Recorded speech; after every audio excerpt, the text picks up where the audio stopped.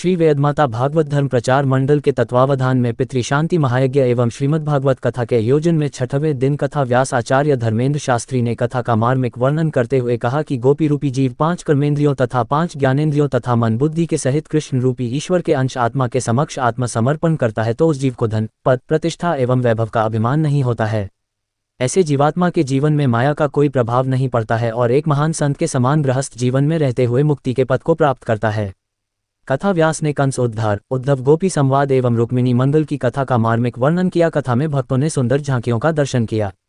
आचार्य जी के साथ वृंदावन से आई संगीत की टोली ने ये तो प्रेम की बात है उद्धव जैसे भजनों पर भक्तों को नाचने के लिए विवश कर दिया। पंडाल में स्थान नहीं मिला तो भक्तों ने पंडाल के बाहर खड़े होकर नृत्य किया।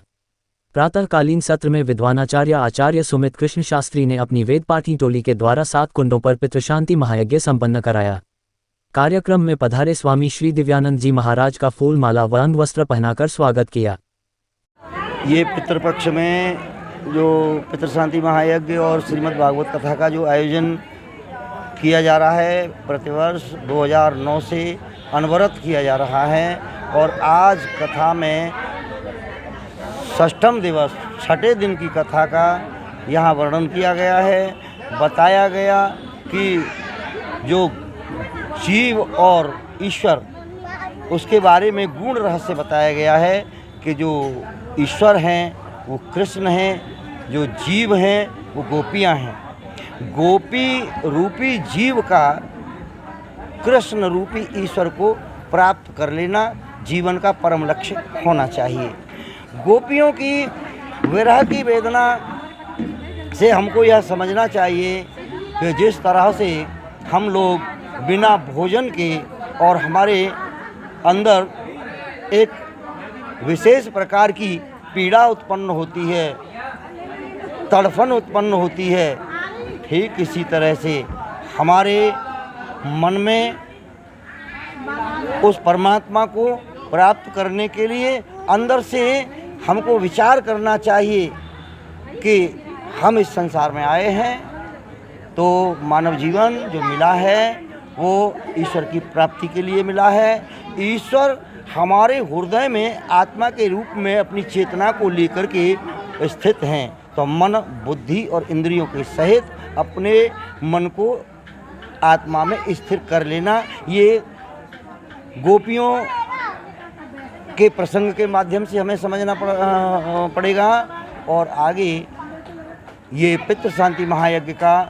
जो आयोजन किया जाता है इसका उद्देश्य है कन्या राशि में सूर्य नारायण इस समय होते हैं, पृथ्वी लोक के समीप बिल्कुल पितृलोक आ जाता है और अपने स्वजन और परिजनों को यज्ञ अनुष्ठान करते हुए उनके शांति के लिए तर्पण करते हुए और श्राद्ध करते हुए और उनके लिए श्रद्धा व्यक्त करते हुए और उनके तृप्ति के शांति के निमित्त संकल्प लेकर के श्रीमद् भागवत कथामृत का जो पान करते हैं वो उनके पितर तृप्त हो जाते हैं और उन स्वजनों को परिजनों को अनंत आशीर्वाद दे करके और अपने पितृलोक को चले जाते हैं। ये हमारे इस आयोजन का मूल उद्देश्य रहा है और इसी को श्री वेदमाता भागवत धर्म प्रचार मंडल आज इसको जो है पूरा करता हुआ चला आया है। जय श्री कृष्ण। आदिकाल से हमारी परंपराएं नहीं है, सनातन की परंपराएं हैं कि पितृपक्ष मनाया जाता है। तो पितृपक्ष में हमारे जो पितृ हैं उनके लिए हम दान पुण्य करते हैं, उनके नाम से करते हैं, जो उनकी प्राप्ति होती है, जिससे उनका उद्धार होता है, वो मोक्ष के रास्ते चले जाते हैं। तो हम सब लोग रोज़ पूजा नहीं कर सकते, लेकिन पितृपक्ष में एक वर्ष में तो कर ही लेना चाहिए और वही सबको लाभदायक है, इस लोक में भी परलोक में भी, जिससे हमारे पितरों को स्वर्ग में निवास मिले अथवा संसार में आएँ तो अच्छे परिवार में जन्म मिले, जल्दी से ज्ञान मिले। ये आयोजन जो है भगवत प्राप्ति के लिए किया जा रहा है और इसमें पितृ शांति का जो पितरों को शांति किस प्रकार से होगी उसके बारे में जो है पंडित जी ने बताया है, आचार्य जी धर्मेंद्र शास्त्री जी ने, और काफ़ी भक्तगण बड़ी सुंदर ढंग से उसे सुन रहे हैं। और मेन उद्देश्य इसका भगवत प्राप्ति किस तरीके से हो उसका जो है उद्देश्य हर तरीके से समझा रहे हैं।